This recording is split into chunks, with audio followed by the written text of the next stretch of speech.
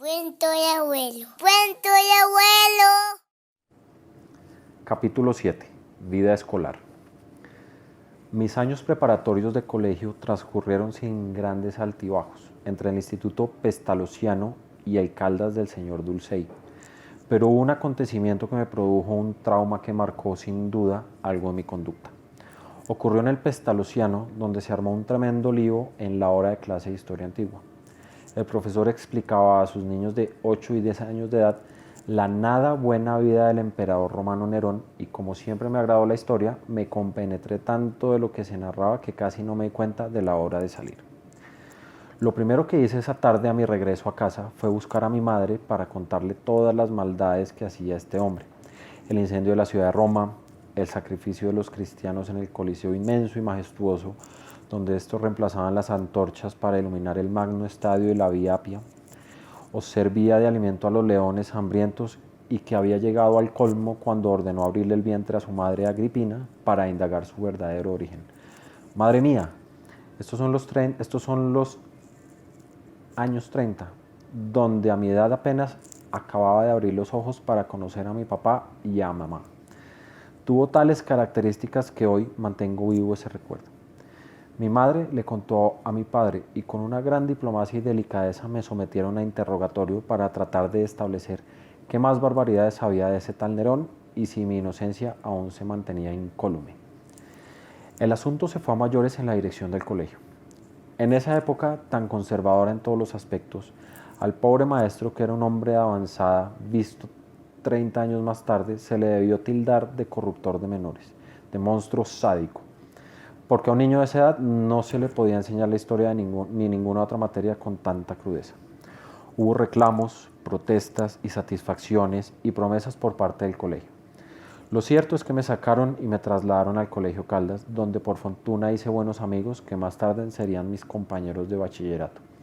Allí conocí a Álvaro Moreno Camacho, fallecido prematura y accidentalmente, Mario Basto Poveda, abogado brillante también fallecido, y el médico Jaime Camacho, Otto Pinzón, Gustavo Camacho, Álvaro Tocancipá, que emigró a España y montó en Benidorm un hotel, el médico Santos Vera Luque y otros que se escapan a mi memoria.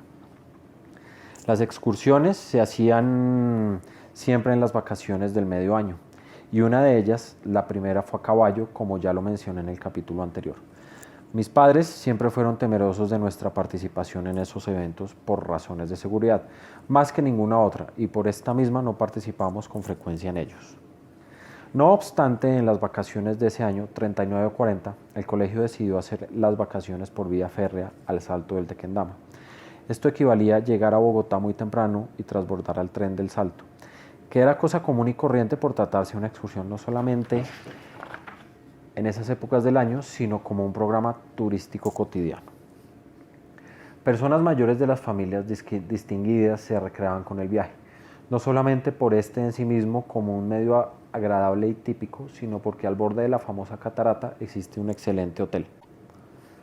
Nuestra excursión requería una previa preparación que comenzaba con el fiambre: pollo, empanadas, almojábanas, gaseosa, etc.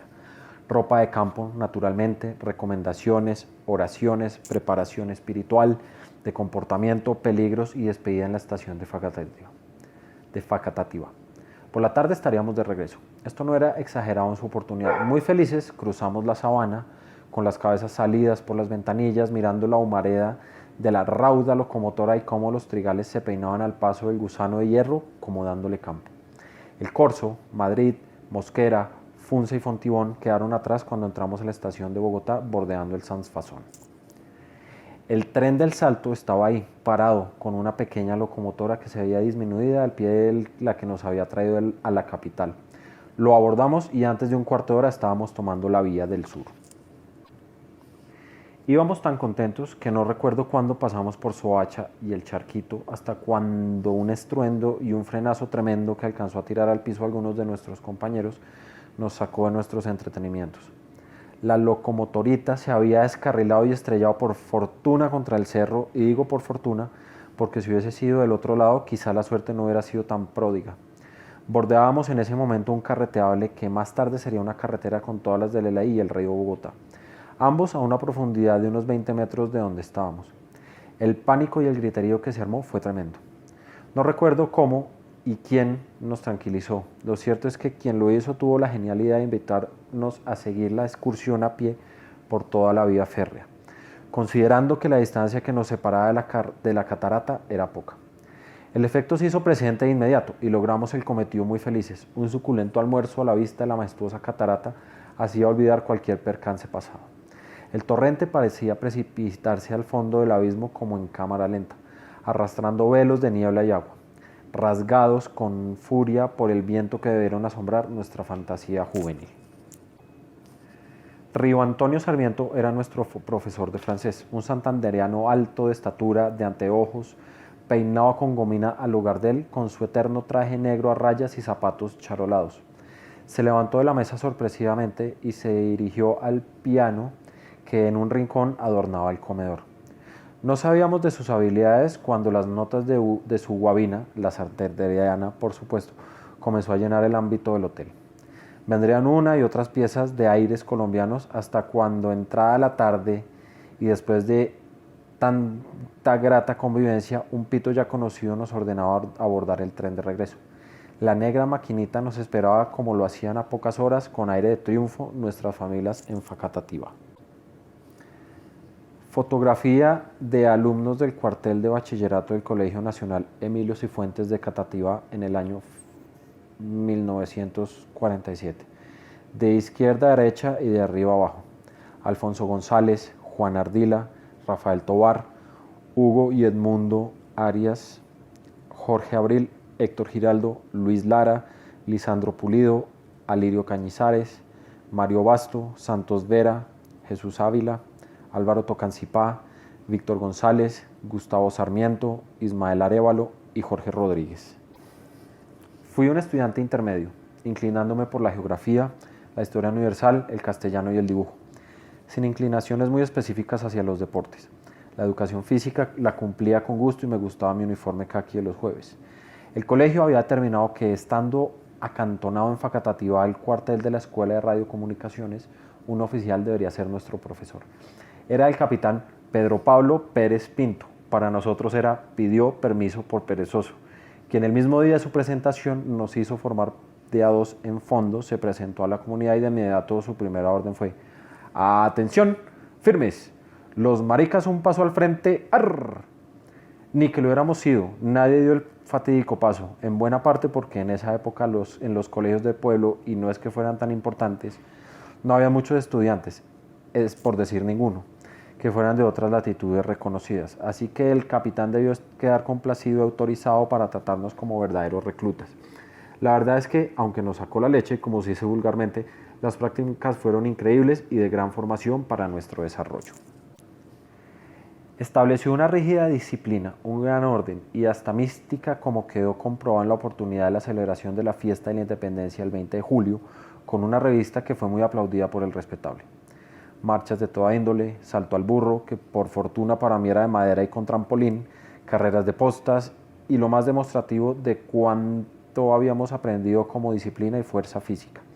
El montaje de una pirámide humana de no sé cuántos pisos, en la que yo formaba parte de la subbase, es decir, en el segundo piso, parado sobre los hombros de la base y sosteniendo sobre los míos, un tipo nervioso que casi me saca la clavícula y me priva del sentido porque le olían mal los pies.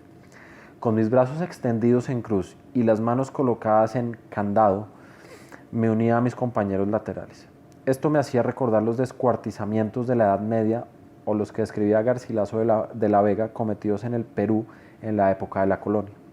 Un minuto más y la pirámide se habría derrumbado por la falta ineludible de un pilar de la subbase. ¡Qué pena!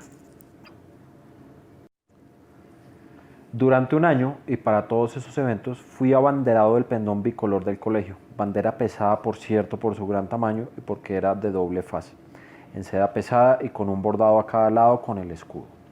Era muy difícil mantenerla, especialmente cuando se entraba a la plaza y los vientos encontrados hacían de las suyas. Nunca supe si ese honor me lo dieron por buena persona o en castigo por no haberme compenetrado con las premisas de la apologética. La historia universal de Malet, la geografía del hermano Justo Ramón de la Salle, el libro de francés de Godard y la literatura fueron mis materias favoritas. En la historia patria, unos años atrás, me fue muy mal y la culpa la tuvo el profesor, entre comillas. Esta aseveración no fue una disculpa en esta ocasión. El profesor hacía mucho énfasis en memorizar las fechas y cuánto nombre se atravesara, pero no había más de fondo que hiciera despertar el interés, como tampoco había que hacer nada para despertarlo a él.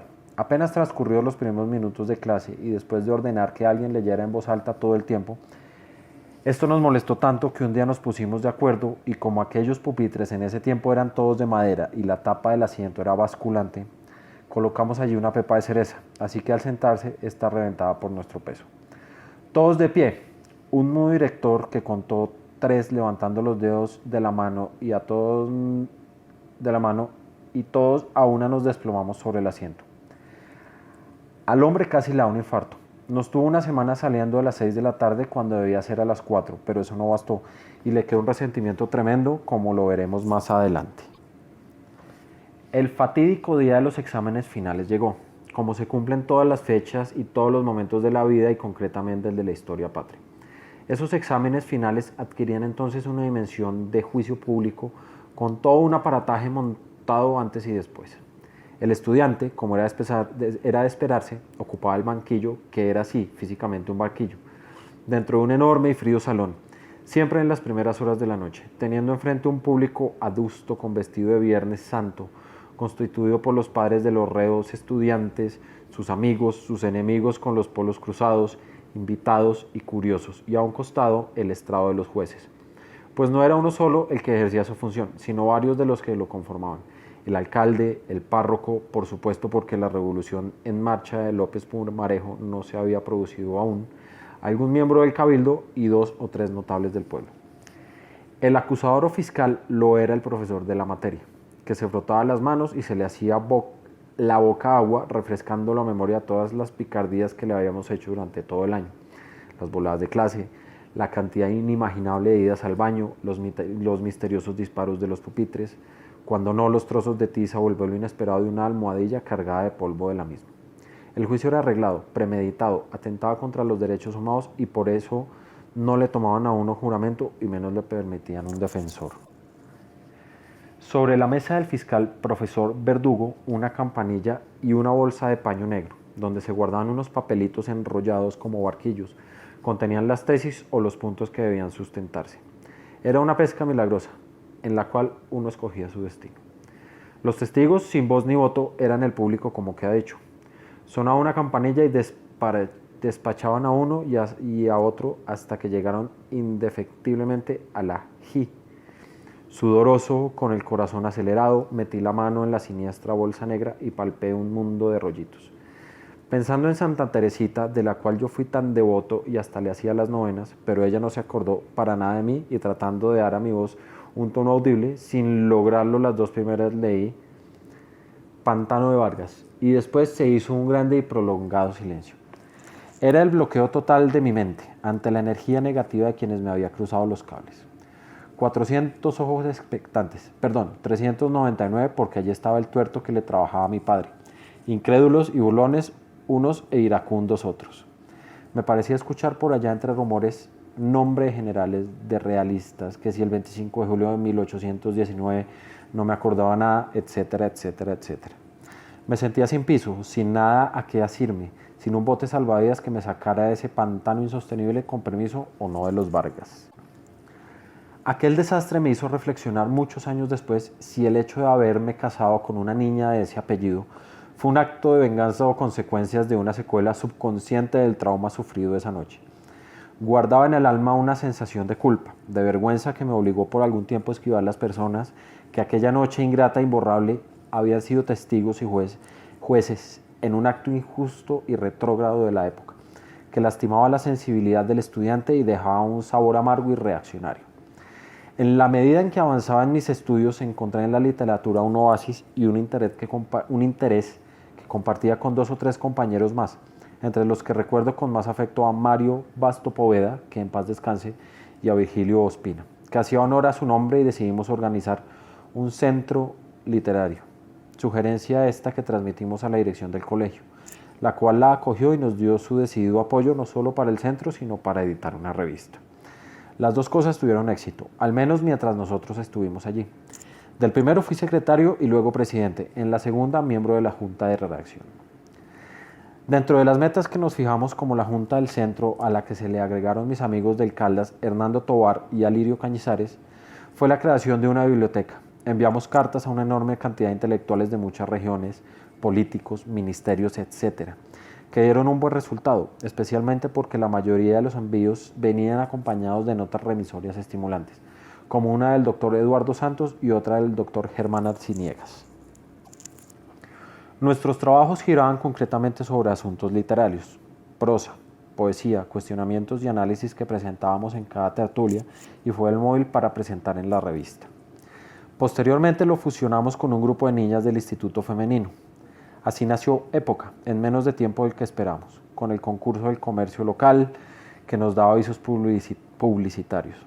Fue tanta la actividad que, estoy seguro, el colegio en una demostración de reconocimiento me obsequió el segundo de bachillerato, porque la verdad sea dicha, no recuerdo haber estudiado mucho ese año y no obstante pasé el curso.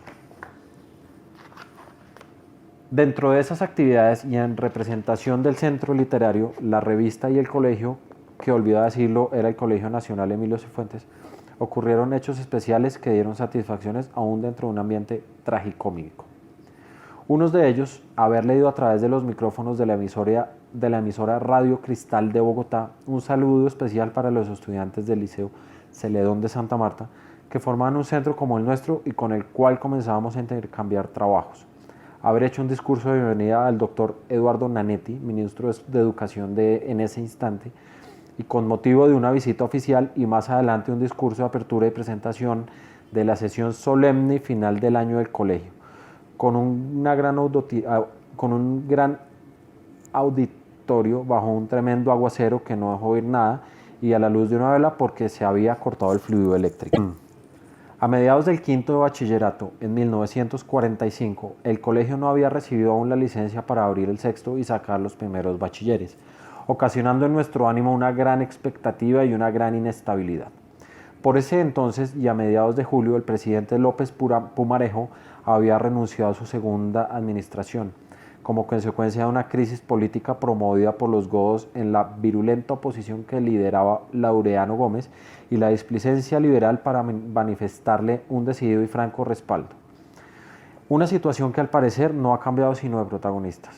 Alberto Lleras Camargo lo sucedió y tiempo después vendría la facatativa que a pesar de sus descansos de fin de semana en una finquita 5 kilómetros adelante por la vía Honda. Allí lo sorprendimos una tarde cultivando hortalizas un grupo de estudiantes para pedirle que nos abriera el sexto de bachillerato. Su formalidad, su profundo sentido humano y esa gentileza brindada a unos muchachos de bicicleta y driles fue y sigue siendo un acto inolvidable. No obstante, no haber abierto el curso en ese año, pero sí el siguiente, invitando a los de quinto a terminar sus estudios en el Colegio de Vélez. Yo no pude ir por razones económicas y se cerró para mí la oportunidad de continuar de una universidad y cuánto más.